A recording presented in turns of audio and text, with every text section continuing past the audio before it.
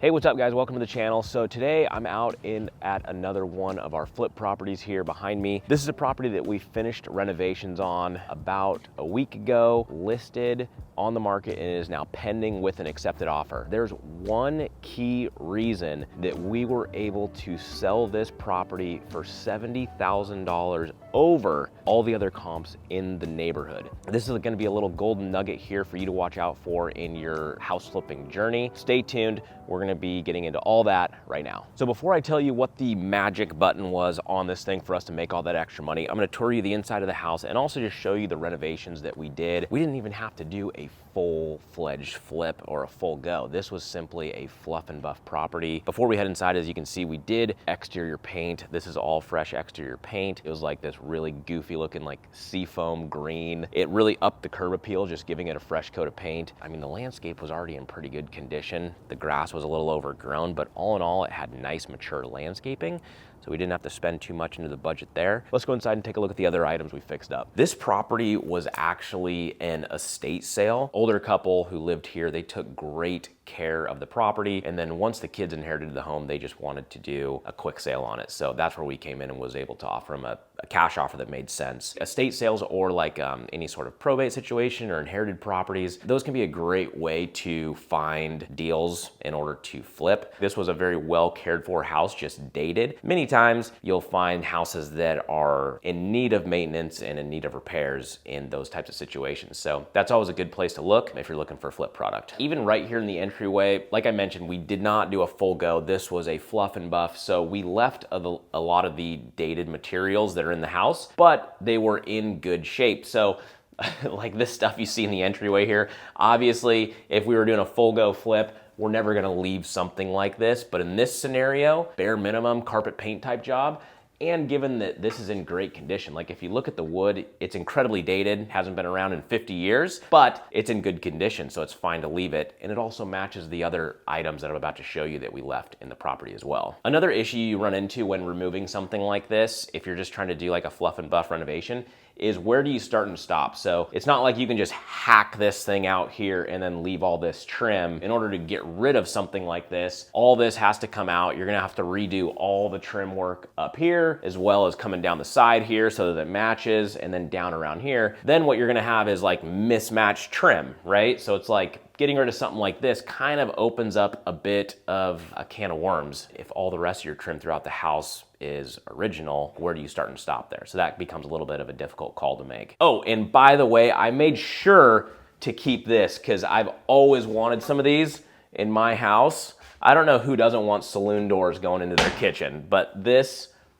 I haven't seen these in a while. This is absolutely incredible. Dude, come on, that's legit. I might take these. As you can see, I'm in the kitchen here. Again, super, super dated. Like we're looking at all the casework here, and yeah, you have this odd like door knocker type hardware here, like mounted in the center. I don't know the last time I saw a cabinet pole mounted in the center, right? Usually they're down here on the corner. I guess this is how they did it in the 70s. Normally we would probably replace hardware on something like this, on an older cabinet, just to spice it up a little bit, but this made it to where we couldn't, because we're not gonna put some new hardware piece in the center of the door. That would make it look even more goofy. So we just left it as it was. I hope the camera here is doing it justice, but like these cabinets, I mean, the interiors, they're pretty nice, but like, I mean, the exteriors of these, I mean, they're in pristine shape. Well, there's a little damage here to the corner, but all in all, these things are 50 plus years old and they're in phenomenal shape and they work just fine. That was a decision we had to make was, man, do we really want to rip out everything when a lot of it is in really, really good shape? So in many cases, when we are saving cabinetry, we will replace the appliances, but given that these appliances were in decent shape, it's also a little bit difficult to retrofit these types of ranges here. I don't know if you can see how this is called a drop-in range, where you have this cabinetry down low here, where most ranges today go from the floor all the way up to the countertop. So it's called a slide-in range, where this is like a drop-in range. We would have had to most likely do some sort of tailoring to the cabinets in order to make a new style range actually work here, which is also one of the reasons why we just left the range. It works fine.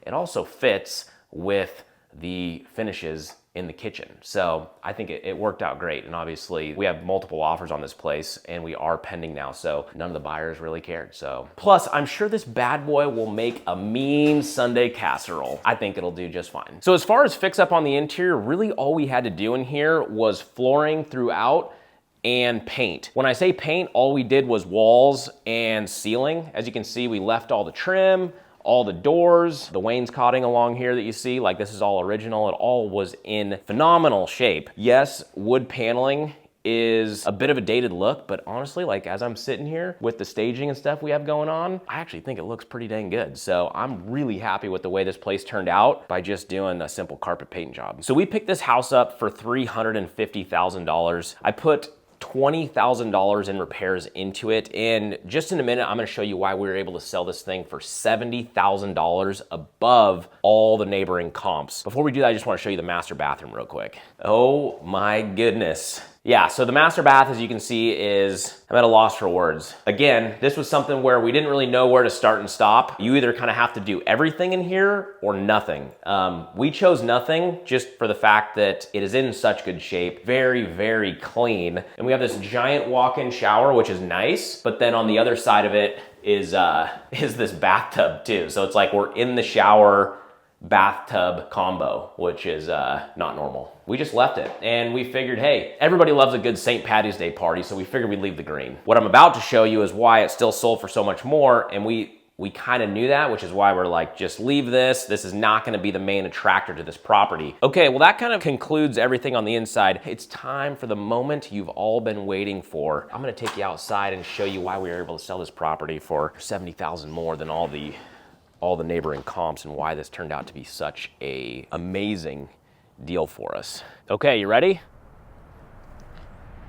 Boom, right there. So you might be wondering what this big building is behind me here. So this is an RV/shop, this front half, and this back half is like a workshop area, or you could have an exterior office. You could potentially turn it into an ADU because there is plumbing and electrical already in there. Most people don't know how to value any sort of outbuildings like this. And if you can spot deals in areas that have outbuildings, any sort of outbuilding can have significant value increase on a house that you're flipping or a house that you're buying or whatever the case may be. Not all outbuildings are created equal. This one has some special features to it. One thing to note while I'm still outside here, like when I mentioned you could turn this into an ADU, once we get inside, you'll see what I mean, but it even looks like a little ADU from the exterior. If you look at it, you got your two windows here, you got a door in the middle, and then you have your kind of larger shop garage area here. I just want to make note of that. I think that could be a great use for the new buyer on this place, but let's cruise inside. So here we are inside the shop. As you can see, there's like a big garage door bay here. It's probably 10 feet tall by 10 feet wide. So you could fit like a decent size RV or a boat in here, or, you know, a couple of classic cars or whatever, you know, whatever you're into. In addition to that, we have plumbing over here that's been ran to the building. So we have sinks, we got a tankless water heater, we have a bathroom out here. So like a lot of the legwork, if you did want to convert to an ADU, has been done. Like your structures here, all your plumbing electrical has been ran into the building, which is huge. In addition to the shop space that we're standing in here, it also goes into this workshop area that I was talking to you about. Previous gentleman was using this as like a big woodworking area. Then through this door was like a little office. There's a lot of space here that we could utilize to do whatever you want to do. If that is an ADU, great. If you're running a home business and you need an office separate from the screaming kids inside, that's also a good thing as well. So you got plenty of room for other activities here, and then all your toys and everything can be stored over here. So I'd estimate that if you were just to buy the house and if you were to look to put up a building like this, you're probably gonna be spending 75, 80 grand to stand something up like this. There's a significant value to the buyer to just have it already done, and it's also gonna be less money out of pocket for them in the long run. So the final numbers are this. So we bought this house for $350,000. We put $20,000 into the property, into repairs. You saw them, it was very basic carpet paint stuff. That puts our all into the property at $370,000. Well, we listed this property and had multiple offers, and we just went pending at $470,000. So we have a $100,000 gross profit on the table. When we had the offers coming in, we actually surveyed all the offers and we were talking to the realtors and we said, what do you love about this property? And every one of them said the reason that they're offering is because of this shop. It just kind of proved our point. There's a large demand for this type of product. Anytime you can have an outbuilding on a house or on an acreage property or wherever the case may be, it's something that people are looking for. Keep that in mind. I think it's a nice little honey hole for investors who are looking for product. It's not the easiest to value. Most people don't know how to assign what value to a building like this, nor do they understand what it's gonna look like on the back end. So like I had mentioned previously in the video, all the comps in the surrounding area we're selling for $400,000 and we got $470,000 just because of the outbuilding here on the property. So it was a massive win for us and we're super excited about it. So I hope you learned something there. If you liked the video, like, comment, subscribe, and we'll see you on the next one. All right, see ya.